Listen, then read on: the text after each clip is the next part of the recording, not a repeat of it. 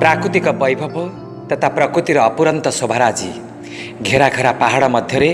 सबुज बनानीर घंच परिवेश मध्य प्रकृति राणी केमिति केजाणी आज नियारा लगती। निरंतर संगीतर मूर्छना तोलुथिबा पहाड़ी झरणा मनरे एक विभावना सृष्टि करे। आमे नहीं जाउछु आपणको गजपति जिलार मोहना ब्लॉक निकटस्थ गंडाहाती प्राकृतिक जलप्रपात को, जोठी आमे किछि समय पे आपणको देबु मनभरा सुरम्य तथा रमणीय प्रकृतिर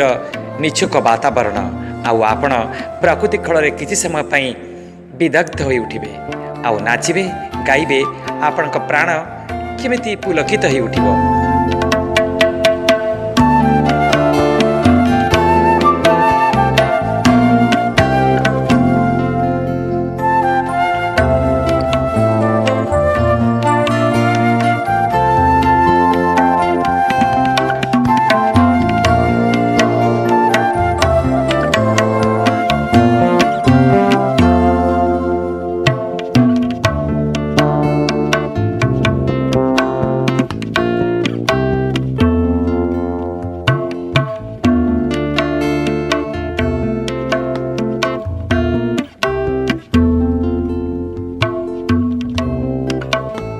आमे अच्छु गजपति जिलार पारलाखेमुंडी निकटस्थ पर्यटन क्षेत्र गंडाहाती जलप्रपात। ओडिशा पर्यटन विभाग एक अतीब मनोरम प्राकृतिक क्षेत्र, जोठी पहाड़ी झरणा धीरे धीरे खसी आसी तलकू। ये सुंदर कविताटे लेखा अच्छी, झरणा झरणा पहाड़ी झरणा, झरणा रे खेले कुंवारी ललना, ए ललना जाने नहीं प्रेम की विरह। ये ललना प्रेम विरह जानी नहीं, छंद कपट भी जानी नहीं। आदिवासी ललना यही गंडाहाती पहाड़र झरणा तले खेली बुलुची अति आनंद भरे। आमे आपन को नहीं आसुचु यही मालमाल पहाड़ घेरा भितर झरी आसुतिबा झरणा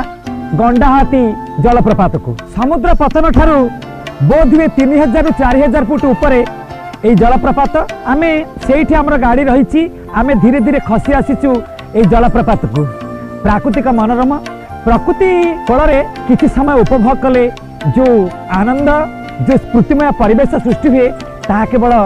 आपण माने एठी आसी थारे पहुँचले अनुभव करि पारिबे। आउ से अनुभवर कथा आमे आपन को नै जाउछु एई गंडाहाती जलप्रपात को। आसंतु बुली जिबा आउ गंडाहाती जलप्रपात को अति पाखरु उपभोग करिबा।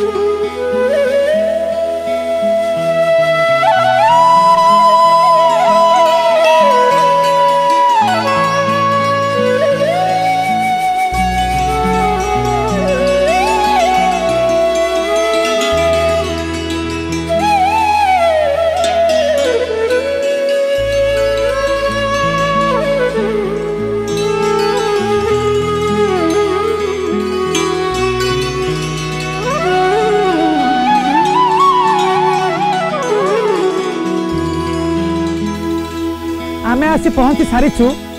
प्राकृतिक सौंदर्यमय यही पारलाखेमुंडीर मोहना ब्लॉक गंडाहाती जलप्रपात रे प्राकृतिक शोभामय अत्यंत वैभवपूर्ण जलप्रपात।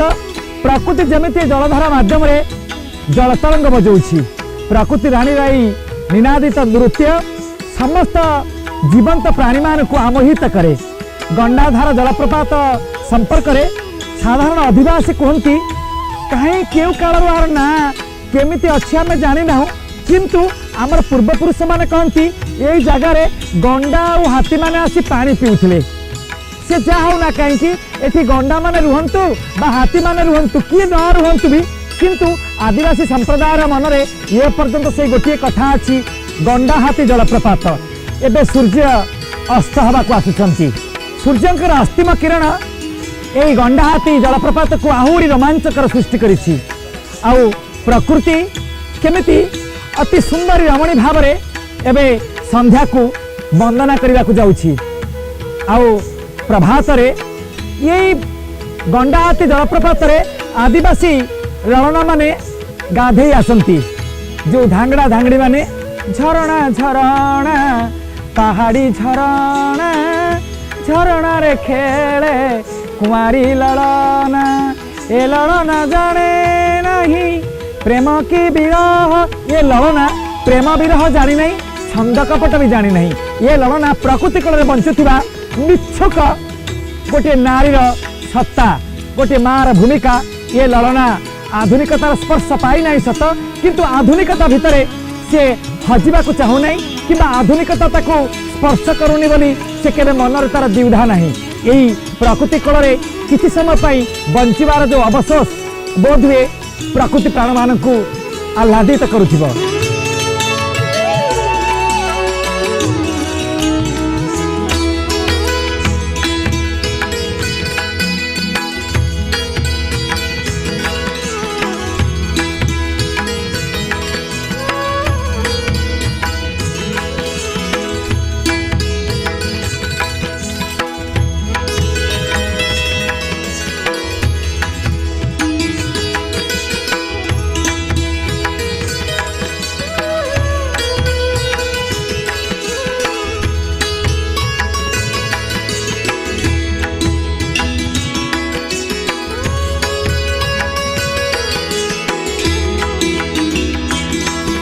प्रकृतिर यही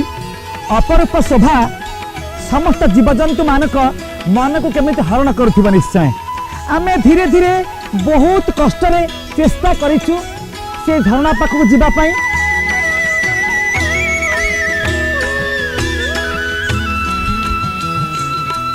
एई सुंदर मनोरम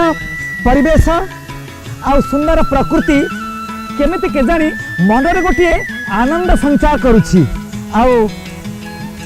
आपण मान अनुभव करुथिबे जे प्रकृति आमको सबु समय रे सब उपादान जोगाई देछि किंतु आमे ताको अनुभव करबा कथा एवं ए प्रकृति रानीर ए अपरूप शोभा को आमे उपभोग करबा कथा खरा दिने जलप्रपात देइछंती ग्रीष्म ऋतु रे प्रकृतिर आउ किछि अवदान अछि एवं शीत ऋतु रे प्रकृतिर भी सेमिति फल पुष्प खाद्य पदार्थ प्रकृति देइछि आम मनुष्य जीवन को संतुलित करबा पई मनुष्य जीवन रे एक स्वतंत्रता सृष्टि करबा पई मनुष्य जीवन को महनीयता करबा पई प्रकृति हमको सब समय रे सब जिनिस देइछि चेष्टा कले भी सेटिक जाई होनी जोर रे सिउड़ी हेछि गोड़ खस जाई पारे आप मन देखुथिबे किते उच्चरू पानी खसुछि आउ जलबिंदु गुड़िक आस्ते आस्ते पवन रे आज आम देहरे बाजुछि आमे अत्यंत आनंद अनुभव करुछि सतरे गजपति राजा कृष्णचंद्र गजपति ये हूँ पहाड़ घेरा अंचल पहाड़ राज्य आमे पारला खेमुंडी अच्छु आपण को गजपति नगर पाखु आमे कहूलु जे ये पारला खेमुंडी बोली कहीं ना एठी पोहड़ा खंड खंड पाचिकी तलू को झड़ुला से पोहड़ा खंडर आधार को नहीं पारला खेमुंडी स्वतंत्र ऐतिह्य महाराजा श्री कृष्णचंद्र गजपति हूँ राज्य आउ ये राज्य रे प्रकृति केमिति जीवंत भाव रे ये मनुष्य मान को स्वागत करे प्रकृति कहे मु तुम पाई बंचिछि आउ मोर रक्षणाबेक्षण करबा तुम मानकर दायित्व वास्तव जीवन रे जन नृत्यशिल्पी भाव में कहीं मन के जन कही उठुची एति टिके नाचिदेले हुए तो जीवन सार्थक हो पड़ो यही झरणा को नहीं अनेक कविता कविवर राधानाथ राय स्वभाव कवि गंगाधर मेहर कवि दीनकृष्ण दासंकर एवं विशेषकर भंज कविंकर अनेक प्रकृति को नहीं वर्णना विशेषकर पल्ली कवि नंदकिशोर बलंकर लेखनी रे अनेक गुड़िए प्राकृतिक शोभा ए ओडिशार कीर्तिराज वर्णना होती आपण मानकु एटी गोटे छोटिया नृत्य खंड देखेबा पई भारी इच्छा होची तारी धम तारी ताझम ताझम तारी झम तारी ताजेणाम ताजेणा जेणाम तारी ताजेणा तारी ताजेणा तारी ताजेणा तारी ताजेणा तारी ताजेणाम ताजेणा जेणाम तारी ताज। एटी प्रकृति मादल बजाए, एटी समीरण माने पवन माने गीत गाती आउ झरणा एटी जंत्र संगीत सृष्टि करे। यही मोहनीय प्रकृति रे आमे माने किछि समय पे हजि जाइथिलु एई पारलाखेमुंडी गंडाहाती जलप्रपात रे। आउ आपण मानकु किछि समय उपभोग्य करिवार आमे प्रयास रे थिलु।